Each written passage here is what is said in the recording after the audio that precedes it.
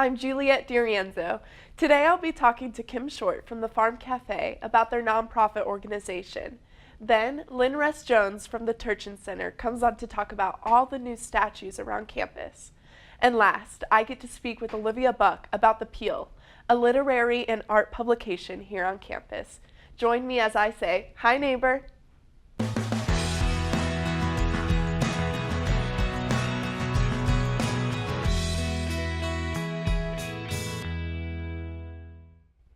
Feed All Regardless of Means Cafe, also known as F.A.R.M Cafe, is the name of the popular restaurant on King Street.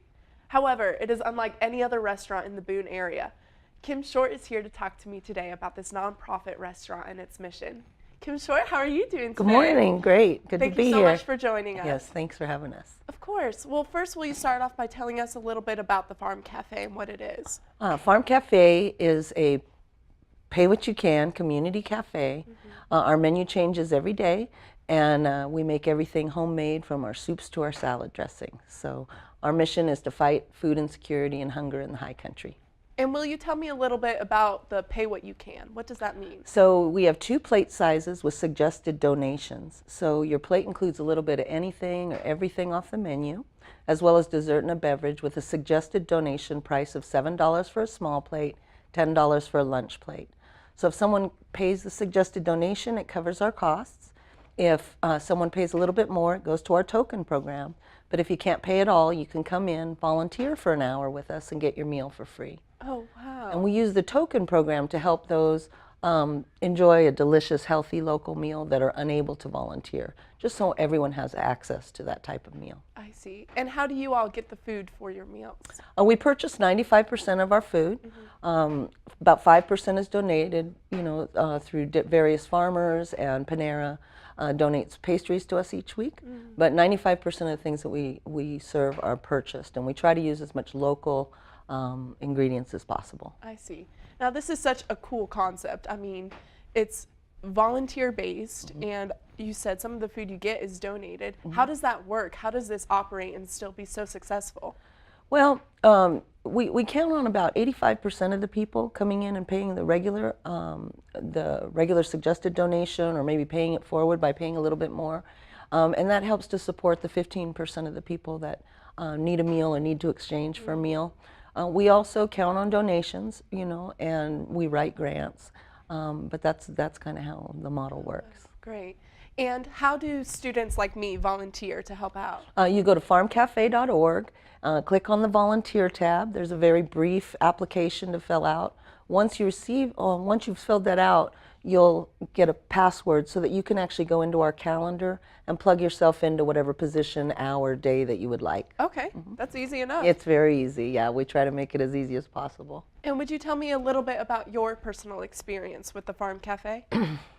Well, I was considering moving to Boone, and I wanted to do a trial run here before I moved from California, where I'd lived my whole life.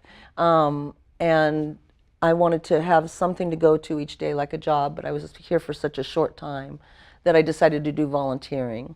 And it was between Boone and a few other places that I was going to end up, but after spending a month at the cafe volunteering every day, I realized that Boone was the town for me, and really the F.A.R.M Cafe is really why I moved to Boone. Wow, yeah. That's awesome. I mean, the Boone community is amazing. It is. To hear of restaurants like the F.A.R.M Cafe, it's so encouraging. So what are you asking of students? Are you asking volunteers, or what do you encourage them to do? We encourage them to volunteer with us. It's a great way to get to know other students, and to meet some of your faculty that in a setting outside of the classroom. We have a lot of the professors that eat with us. Oh, cool. A lot of students dine with us, as well as volunteer with us. So it's a great place for students to come and hang out and get to know each other. Yeah, and I'm sure people from all over the community join in, right? They do. They actually do, and we've gotten a lot of tourists coming to the cafe more and more. We've been featured in Our State Magazine and UNC TV. Wow. So that brings people from outside the community that are interested in learning about what we're doing. That's awesome. And when was the F.A.R.M Cafe created? We're in our 6th year. Wow, congratulations. May was our 5-year anniversary. Oh, so, congratulations. Yeah, it's a really great thing. Well, thank you so much, Kim, for coming on the show today. It was such a pleasure. Thank you for having me. Of course. Well, next up, we will speak with Lynn about the art sculptures around campus. Art is an essential part of our school. The Turchin Center is a gallery on campus that exhibits art from people all over the world. Today, we are going to be talking about the annual sculpture competition. Lynn Rest-Jones is here to talk with me about all the amazing sculptures around campus. Hello, Lynn. How are you doing? I'm just fine, thank you. Good. Well, thank you for coming on our show. So first, start us off with what is the sculpture competition? Well, we are very fortunate here on campus to have an annual sculpture competition. It's outdoor sculptures, and every year we put out a call for entries to anybody over 18, and they have to live in the United States. Okay. We ask them to submit sculptures for consideration. We bring in a juror. This year we had Greg Elliott. He's the University of Texas Department Chair of the Art and Art History Department. So he juried 48 submissions this year, narrowed it down to 10, and those 10 are displayed on campus. They went in May, and they will be here till next May. That's awesome. I have noticed ever since I was started attending App State, there's always new sculptures every year. I really do enjoy that. Yes. So would you first start off by talking about the winner of the competition this year? Sure, I'd be delighted to. We had I mentioned that the entries have to be from sculptors that are 18 years and older. Right. And this young man is not much older than 18. I think he's 22 now. He goes to school in Florida at the Gulf Coast Florida University. He's getting his bachelor's in fine arts, and he has started creating these wonderful sculptures, and the polar bear that he has... This is it here. It is, awesome. And it's made all from kind of found and recycled metal materials, which is just great with him being a university student. You know, you have to kind of find things and make it as economical as possible. So he pulled these all together. It's a lot of fun to look at close up because you can start to recognize parts. There's part of a lawnmower cover on part of him. Wow. So he just pulls them all together, and then he painted it all to make it uniform, and he's just delightful. Someone made a comment, you know, he looks like he's smiling, and he does. You know, he's a friendly He's got a polar little bear. grin there. Yeah, so we also are fortunate because every year we actually take the winning sculpture and we keep it for an extra year. Oh, and wow. so he's going to be hanging out with us over at the Turchin Center for the Visual Arts on King great. Street in our plaza, so we'll be able to enjoy him for another year. That's awesome. So are there any themes that comes with submitting a sculpture? Absolutely not. Wow. The requirements are very minimal. They just have to be able to withstand outdoor weather. I see. They have to be able to be secured. Some of them, if you wanted to, you know, sneak off with them, there's no way you could because some of them weigh a lot. Yeah. Yeah, they just have to be able to withstand the outdoor conditions. So that's one of the things that I think is so wonderful about it, is because you get all these different materials. Yeah. This is a steel sculpture, and it is really a fun piece because it's interactive. Yes. You see the little hole there. You can't necessarily tell in the image, but you can actually climb in there. Yeah, this is The Lost Horizon, correct? Correct. This is my personal favorite, and I wanted to bring it up because I was just walking to class one day and I saw it and I was like, this is so strange, but it looks like I can go inside, so hopefully I can. So I went inside, and when you look up, there's grass surrounding you everywhere. It's so interesting, and it like led me to look up the artist and learn more about what he does, and I think that's so creative. It's a great way to display your art, for real. Now, did you notice when you got in there that the sound was all muffled too? So when you're outside, you know, hear a lot of traffic, and then you go inside and it's just kind of serene, and you look up at the day I went, it was a brilliant blue sky and just so soothing, and yeah, fabulous. Something interesting about this sculpture too, and the other ones, if you start to think about, okay, how do they get here? Yes. So the artists are responsible for getting them to the campus. then they will come and help get them assembled. So this one, the panels, you can see the panels on the top, they were in pieces. I think there were like 2 faceted pieces, and then part of our installation crew had to actually help hold those while he spot welded some of the pieces together. Wow. So not only are they amazing to look at and experience, but start to think about, hey, how how did they put that together? Yes. Yeah. Well, thank you so much, Lynn, for coming on today. This was such a great experience. And stick around, because my last guest is here to talk about Appalachian's literary magazine, The Peel.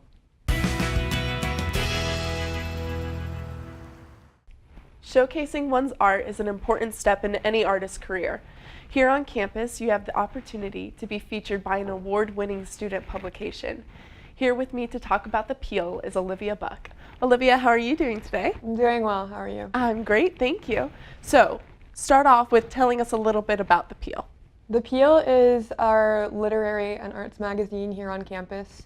It is basically all run by students. All the content in it is by students, and it's published by students. So what we like to think of it, it's going to be just like a really great way for student artists to circulate their work around the community and also to have a creative outlet. Sure, and I bet this looks great on a resume to be able to show your work in this publication here. Would you tell us a little bit about what this book is?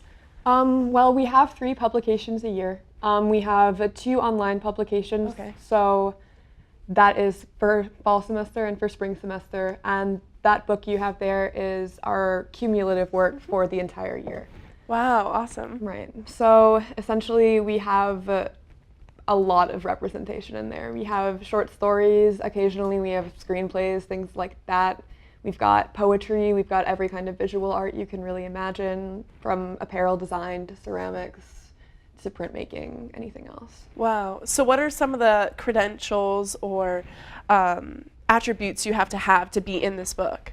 Well, you don't necessarily have to have anything. Really? Wow. I would just say a talent and maybe a passion for what you're creating. So literally I could submit something. Of course you can. That's you don't awesome. have to be any kind of art major. You don't have to be anything like that. The whole reviewing process is funneled through different committees. So for example, if you wanted to submit a short story, it would go through our prose committee. The whole critiquing process is blind. So the people that are on that committee don't know your name, and they don't have any sort of preconceptions about who you are and what your work is supposed to mean. And through that process, we like to think that it's got a lot of integrity. Yeah, of course. So how can a student join the club, The Peel? Well, we are on every facet of social media you can imagine. We're just at The Peel Review.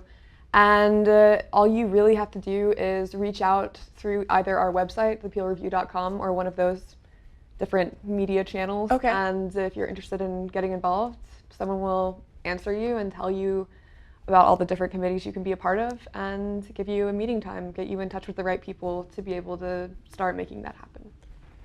So what does student involvement mean when you're a part of the club? When you're a part of the club, essentially what student involvement means is that you are who puts that book together. I see. You're the person that reads those submissions or looks at those pictures or listens to that music, and you talk in your committee about what's great about the piece and what could be improved about the piece, if that makes sense. Yeah. So it's also, when you're involved, it's a really great way to better yourself. Sure. And your own creative process, because most of the people that are on our committees have a lot of interest in their specific area. Wow, that's awesome. Have you ever been featured in The Peel? I have. Are you in this one? I'm not. That is actually why I wanted to bring that one. But what kind of thing did you submit? Short stories. So the past 2, I guess for 2015 and 2016, I had 2 stories in The Peel in the print. And this year I'm the editor-in-chief. So, awesome. Yeah. Now I heard that The Peel won some awards. Would you tell me a little bit about that? Right. Well, we go to conferences throughout the year. We have a few Best in Show awards from those like media and journalism conferences. And the bigger deal, at least to us, is this thing called the Pacemaker Award. Okay. Essentially what that is it's the highest honor you can get for a literature magazine. Wow. So when we say we're award-winning, it sounds extremely pretentious, but it's not. And it's kind of deserving, though. I mean, this is incredible. This is very professional, and it's beautiful. Everyone should definitely pick this up because it's awesome. I love it very much. If anybody wants to pick it up, our office is located on the second floor of the Student Union, right here in McAllister's. So if you poke your head in there and are just interested in learning more about what we do, sure, someone will be in there. Okay, well, thank you so much, Olivia, for coming on today and talking about the Peel. Yeah, no problem. Yeah, and that's our show today. Thank you to all my guests, and I'll see you all next week. Bye, neighbor.